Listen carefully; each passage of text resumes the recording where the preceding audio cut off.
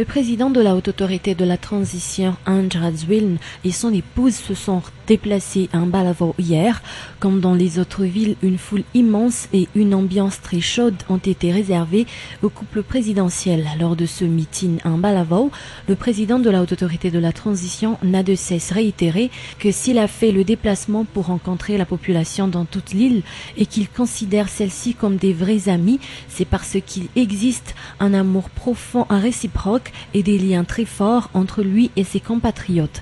Comme il l'a fait avec les autres villes, le président Ange Radzwiln a tenu à satisfaire autant que possible les demandes de la population rapportées par le maire de la ville. Je ne promets pas des projets que je ne peux pas réaliser, a avancé le président de la Haute Autorité de la Transition, suite à la demande du maire de la commune urbaine d'Mbalavo concernant l'adduction d'eau.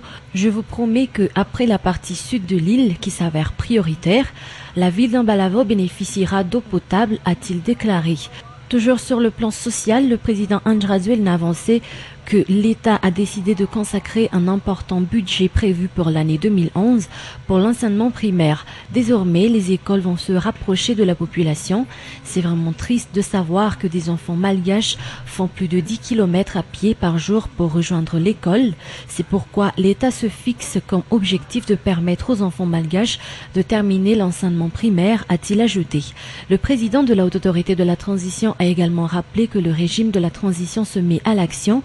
Pour la ville d'Mbalavo, par exemple, depuis le début de la transition, 5 lycées ont été mis en place pour se rapprocher de la population. Nous pouvons déployer davantage d'efforts. Nous vous demandons seulement de nous aider pour la réalisation à terme de différents projets. D'ailleurs, notre devise est de changer la vision en action, et ce pour l'intérêt de toute la population. Parlant toujours des jeunes, le président Ange Radzwiln a également annoncé la construction d'un terrain mixte à Mbalavo, terrain de basket, terrain de foot et un gradin pour l'épanouissement des jeunes de cette localité. Dans la foulée, le couple présidentiel a spécialement privilégié les personnes âgées. Même à midi et malgré la chaleur qu'il fait, vous, les personnes âgées, êtes venus massivement pour nous rencontrer. C'est une preuve d'amour. Ainsi, en guise de reconnaissance de cette affection que vous nous avez manifestée, la première dame vous offre une enveloppe financière d'environ 2 millions d'ariars à distribuer à toutes les personnes âgées ici présentes, a expliqué le président Ange Radzwiln. Concernant la campagne de sensibilisation des citoyens à honorer le devoir électoral, le président de la Haute Autorité de la Transition a tenu à expliquer et à exposer à la population d'Mbalavo l'utilisation du bulletin unique.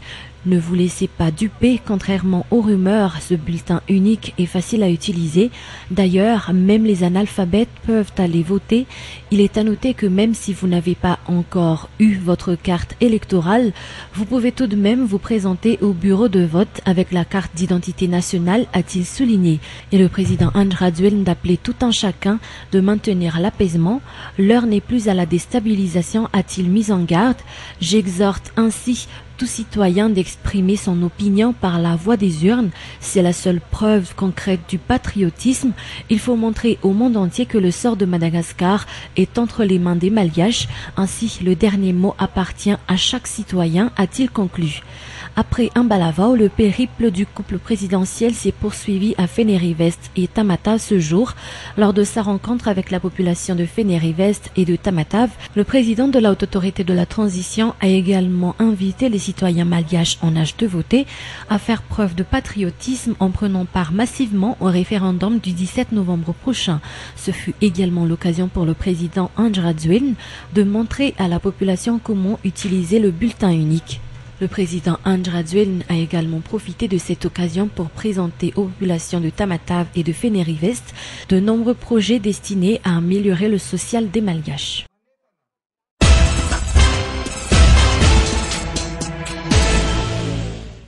Le parti politique MDM, fondé par l'ancien exilé politique Piero Adonarveil, persiste et signe. Le prochain référendum doit être ajourné. Son président l'a encore confirmé ce jour lors d'une rencontre qui a eu lieu au Carl Donanus. Plusieurs raisons ont été avancées par le parti politique. Les conditions pour une consultation consensuelle et élargie ne seraient pas réunies et que vitesse et précipitation seraient à la base de l'élaboration du projet de constitution à soumettre aux électeurs le 17 novembre. Toutefois, le MDM reste convaincu que le référendum est une étape par laquelle le pays doit passer compte tenu de la conjoncture actuelle. Piero Radionarville a ainsi invité tous les Malgaches à accomplir leur devoir de citoyen en se rendant aux urnes mercredi prochain. Comme ils l'ont déjà annoncé depuis quelque temps, le MDM opte pour le non et lance un appel en son faveur. Par ailleurs, le MDM déclare avoir des doutes sur la fin de la période de transition. Selon les dires de l'ancien vice-premier ministre du temps de l'Amiral Rouge, la tenue des élections présidentielles devra permettre d'en finir avec cette crise qui n'a que trop duré. Mardi dernier, à Ansui, le président Ajradzwil a déjà annoncé que la transition aura une fin et qu'elle sera menée à bien. Cette période ne lui empêchera toutefois d'avancer et d'exécuter des projets sociaux dans l'unique but d'améliorer la vie quotidienne de la population. En ce qui concerne le référendum, il n'est plus question de faire machine arrière. Tout ou presque est fin prêt pour ce référendum. À J-5 du 17 novembre, les propagandes en faveur du oui continuent, tandis que les partis comme le MDM ou associations qui militent pour le non se font discrets dans leur démarche tout au long de cette période de propagande.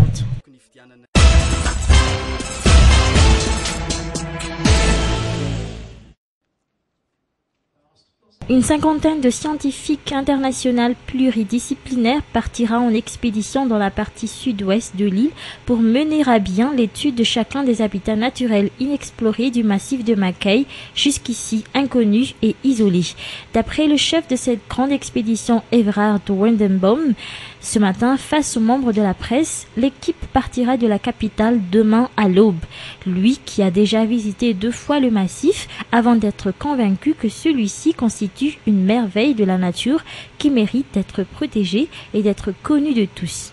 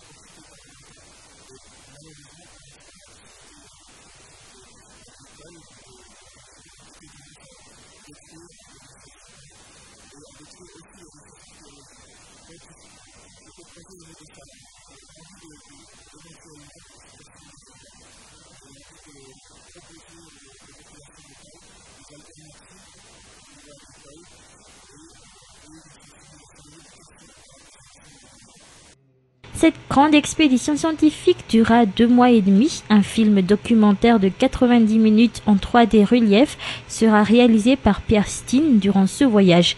Il espère achever ce film au mois de septembre 2011 afin de le diffuser dans plusieurs chaînes étrangères à partir du mois de décembre. L'objectif ultime du projet Mackay Nature est l'obtention du statut d'aire protégé, un statut qui s'avère être le moyen le plus efficace de conserver le massif des feux de brousse qui continuent et qui font que des dizaines d'espèces disparaissent chaque année. L'accès très difficile à ce site ou encore la chaleur énorme qui y règne n'ont pas découragé cette équipe montée par Everard Wendenbaum. Canal+ Madagascar n'a pas hésité à financer une grande partie des dépenses liées à cette expédition scientifique.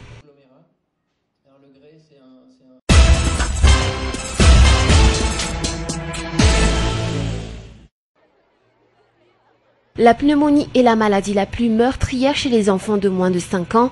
Dans le monde, 2 millions d'enfants moins de 5 ans meurent chaque année de cette maladie. En effet, elle tue plus d'enfants que le VIH-Sida et le paludisme.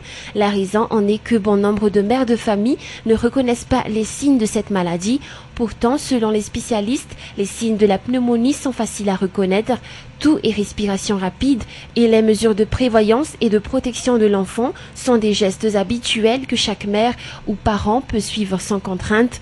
D'après ce que l'on sait, les enfants malgaches ne sont pas épargnés par cette maladie.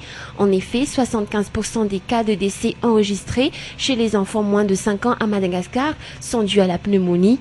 De ce fait, diverses activités de sensibilisation à l'endroit des mères de famille doivent être menées dans la grande île. On célèbre ce jour la 2e journée mondiale de la pneumonie.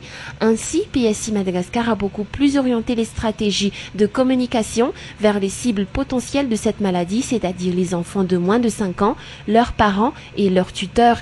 La semaine de la pneumonie à Madagascar consiste ainsi à informer la population générale sur la pneumonie et ses dangers, les éduquer à adopter un comportement responsable et sain pour prévenir la maladie chez tout enfant de moins de 5 ans et sensibiliser les parents à consulter un médecin ou un centre de santé à la moindre inquiétude pouvant s'agir de la pneumonie et surtout d'éviter l'automédication.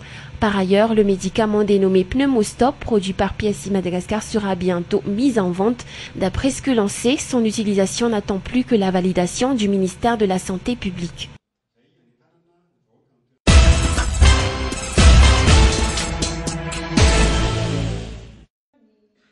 Conformément aux dispositions prises par le président de la Haute Autorité de la Transition Andjiradzilen, notamment sur la lutte contre le piratage, dans le cadre de la mise en place de l'opération Coup de poing immédiate, les artistes qui ont initié ce jour un atelier de réflexion à la Bibliothèque nationale d'Anous se sont convenus qu'une brigade spéciale devrait être mise en place pour éradiquer réellement le piratage dans la grande île.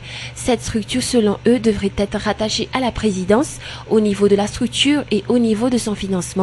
Cette brigade fixera et surveillera l'application des sanctions relatives au piratage. 50% des amendes, selon eux, devraient être alors versées dans les caisses de l'État, 25% dans les caisses de la brigade et 25% devraient retourner entre les mains du propriétaire ou encore du producteur de l'œuvre. La mise en place de cette brigade n'est que la principale demande. D'autres requêtes s'en suivent comme quoi toutes les stations audiovisuelles devraient respecter et avoir en leur possession la fiche conducteur qui peuvent être retirées au ministère de la Communication. Le représentant des artistes a à cet effet sollicité la coopération de tout un chacun dans l'application de cette fiche qui pourrait être également remplacée par l'utilisation d'un logiciel qui notera le playlist de la journée. La mise en place de cette brigade spéciale figure parmi la plus urgente à faire selon les artistes. Outre cela, un comité de suivi serait mis en place pour contrôler l'évolution des réalisations de cette structure qui travaillerait en étroite collaboration avec le Bianco, les représentants des artistes et les représentants des producteurs. Ces artistes se sont concertés par voie de commission au nombre de 4 et chacune a travaillé selon des sujets précis. Une s'est concertée sur l'OMDA et ses attributions, une autre pour le statut des artistes professionnels, une troisième sur la Confédération des artistes et une dernière sur la lutte contre le piratage. Cet atelier s'est clôturé ce jour dans l'après-midi en présence du ministre de la Culture et du Patrimoine, Mireille Rakout Malal.